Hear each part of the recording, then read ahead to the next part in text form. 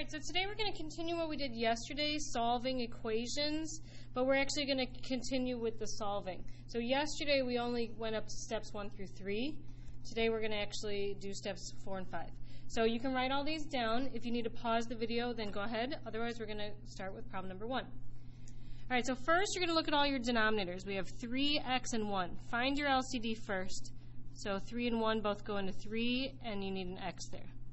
So now I'm going to rewrite my fractions, leaving a little bit of space in between so that I have room to multiply by my LCD.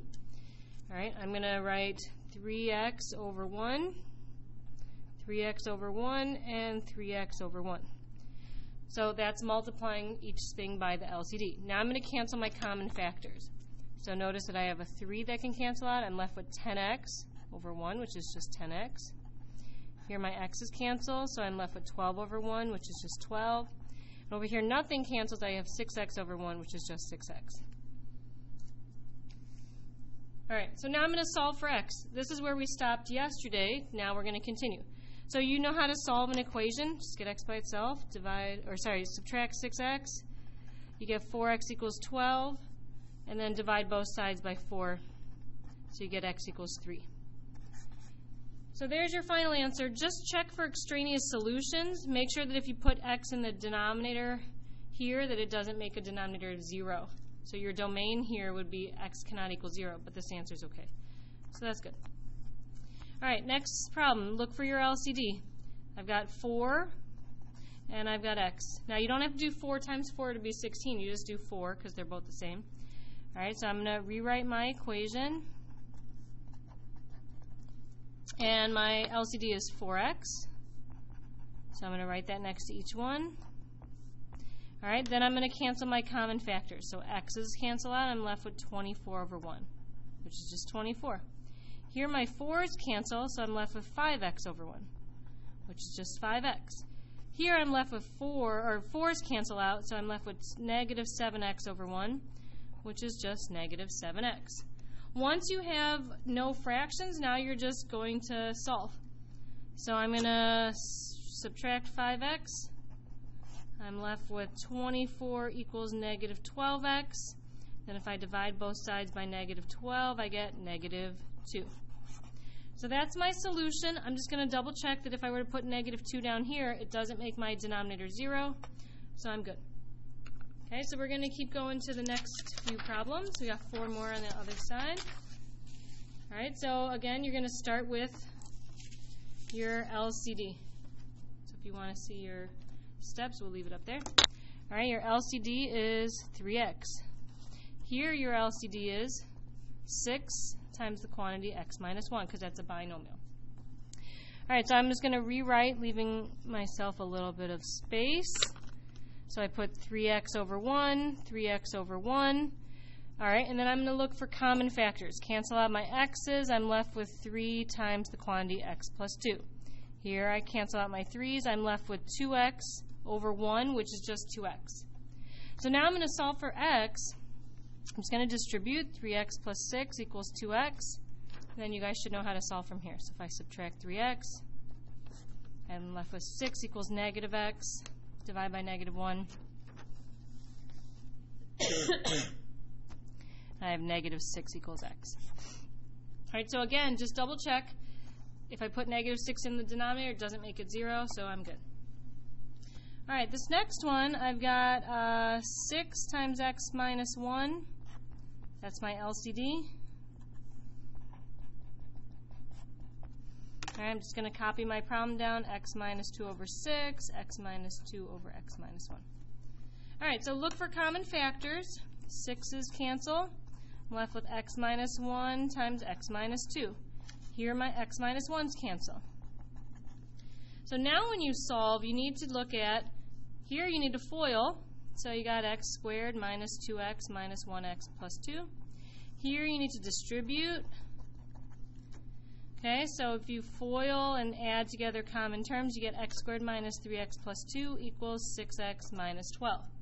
So now in this problem, notice that I do have x squared in it, so I'm going to get everything on one side, and then I'm going to use a quad. So you want it to equal 0. I'm left with 14, negative 9x, and x squared.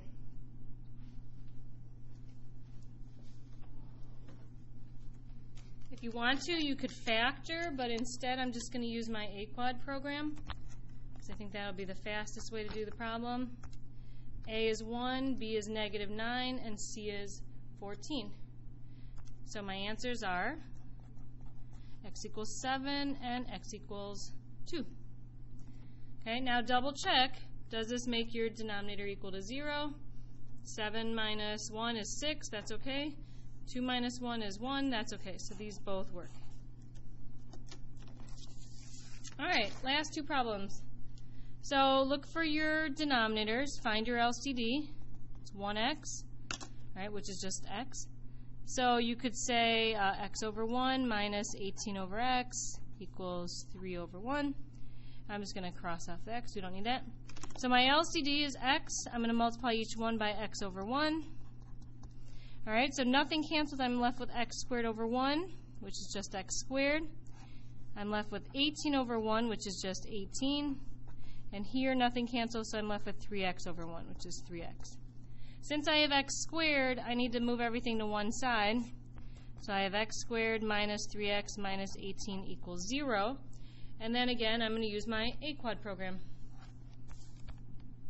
So if I do that, I'm just going to start over. A is 1, B is negative 3, and C is negative 18. So my answers are x equals 6 and x equals negative 3. All right, so now double check. 6, that's okay. Negative 3, that's okay. All right, last problem. My LCD is 6 for sure. Notice these are the same, so I don't only need to write it one time. So I've got 1 over x minus 1 equals x over x minus 1 and x over 6. So my LCD is 6 times x minus 1, 6 times x minus 1, and 6 times x minus 1. All right, so remember, each time you want to find a common factor that cancels. So I'm left with 6. Actually, the 1's cancel too. Here, my x minus 1's cancel. I'm left with 6x over 1, which is just 6x. And here, my 6's cancel. So I'm left with x minus 1 times x. So notice over here, you're going to have to distribute. So I have x squared minus 1x. I have my 6x, my equals, my 6. So notice I have x squared. I'm going to move everything to one side. I have x squared. These add up to be plus 5x. And I'm going to move my negative 6 over. So I have x squared plus 5x minus 6. All right, and then the last thing I'm going to do is do A-quad again. So A is 1, B is 5, and C is negative 6. So I get x to be 1 and negative 6. Now, if you go back and double check, if I put in 1 here, 1 minus 1 gives me 0. So this is actually extraneous. All right, negative 6 minus 1 is negative 7. So as long as it gives me anything other than 0, it's okay. If it gives me 0, we're going to call it extraneous. This would probably be like an extra credit type of question on a quiz or a test. So.